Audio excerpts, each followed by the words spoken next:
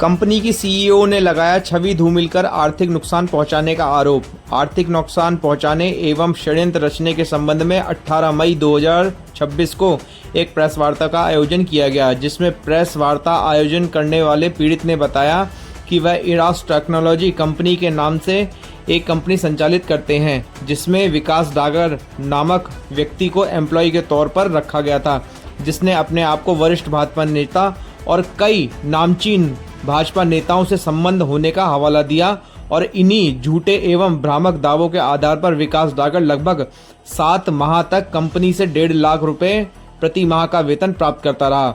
जब कंपनी को उसकी असलियत का पता चला तो कंपनी ने उसे निष्कासित कर दिया। कंपनी से निष्कासित होने के बाद विकास डागर नामक व्यक्ति ने कंपनी से पहले निष्कासित हुए जसप्रीत सिंह पुरी, विकल शर्मा, हिमांशु कुमार के साथ मिलकर लिंक्डइन व अन्य सोशल मीडिया प्लेटफॉर्म्स पर कंपनी की छवि धूमिल करने, गलत व भ्रामक जानकारी फैलाने तथा कंपनी से धन उगाही एवं आर्थिक क्षति पहुंचाने का षड्यंत्र रचना प्रारंभ किया। इन सभी गतिविधियों के कारण कंपनी को लगभग 1.5 करोड़ रुपए आर्थिक नुकसान होने की आशंका बताई गई।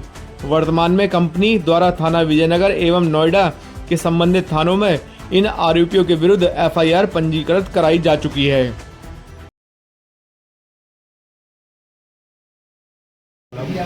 जो इरोस टेक्नोलॉजीज़ प्राइवेट इंक का एक चीफ एग्जीक्यूटिव ऑफिसर हूँ। मेरी कंपनी में एक धोखाधड़ी, एक भाजपा का नाम लेकर के विकास डागर नाम का बंदा कंपनी में एंट्री करता है और कंपनी द्वारा किसी बात को लेकर जब इसने काम नहीं लाया तो इसे टर्मिनेट किया गया और टर्मिनेट के बाद ये अब तरह तरह की पड़ताड़ना, तरह तरह का बदनामी, तरह तरह की चीज़ें ये कर रहा है। जॉब जिहाद में ये उछाल रहा है नाम, जबकि इनको 7 महीने की सैलरी दी गई।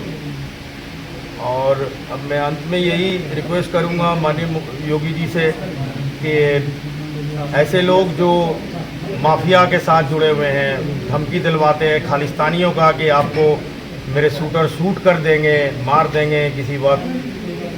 मैं यही रिक्वेस्ट करूंगा योगी जी से कि मैं एक एंटरप्रेन्योर हूं और मैंने अभी तक लगभग 1000 लोगों को जॉब दी है और भी लोगों के लिए जॉब क्रिएट कर रहा हूं यहाँ। उन्हें इस तरह से परेशान किया जा रहा है।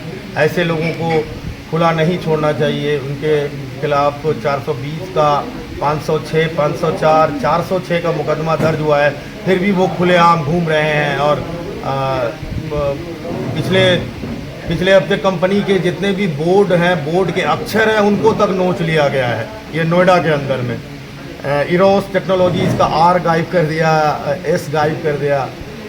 बस यही कहूँगा कि इसको फिर से अगर जांच करवाया जाए तो फिर से जांच करवाए, मैं तैयार हूँ, बट कड़ी से कड़ी और सख्त से सख्त कार्रवाई की जाए। तभी तो लोगों इनकरेज होंगे, लोगों के लिए और जॉब क्रिएट करेंगे। ये हमारा भारत सिर्फ जॉब के मामले में पीछे है, वरना हर मामले में आगे, और हम जैसे लोग बहुत सारे जॉब और भी क्रिएट करेंगे भविष्य में। ये मुझे परेशान जो भी किया, मैं परेशान नहीं हुआ, मैं और मजबूत हुआ हूँ और ताकत के साथ खड़ा हूँगा। अभी 1000 लोगों के लिए किया है, लाखों लोगों को जॉब दूंगा, ये मेरा वादा है। धन्यवाद। जी, मेरा नाम मीनाक्षी है। क्या मामला? हाँ, जैसे हमारे सीओ साहब बता रहे थे कि एक विकास डागर नाम का इंसान, बंदा जिसे बोलते हैं, हमने हायर किया था अपनी कंपनी में। वो उसने क्या कहा था कि मेरी भाजपा नेताओं से जान पहचान है, मैं आपके लिए कुछ और अच्छा करूँगा, क्लाइंट ला कर दूँगा। तो हर इंसान सोचता है कोई किसी को जॉब यूँ नहीं देगा, पैसे नहीं देगा। यही सोचा गया था कि क्लाइंट आएगा, ठीक है, तो लेकिन ये वो उसके लुभावने वादे थे, वो हमें नहीं पता था वो किस अपने मोटो से ले आया था। एक दिन उसने पता नहीं नशे में थे या जैसे भी थे, उन्होंने बोल दिया। मैंने बोला आप मुझे क्लाइंट से मीटिंग कराने वाले थे विकास जी HCL से, तो अरे मैडम मैं थोड़ा ना काम करने आया हूँ, मुझे तो बस थोड़ा पैसा इकट्ठा करना है, मुझे बीजेपी में टिकट लेना है। तो उस दिन से ना मतलब मुझे लगा कि इस अगर भावना से यहाँ एंटर हुए हैं तो ये तो गलत है ना।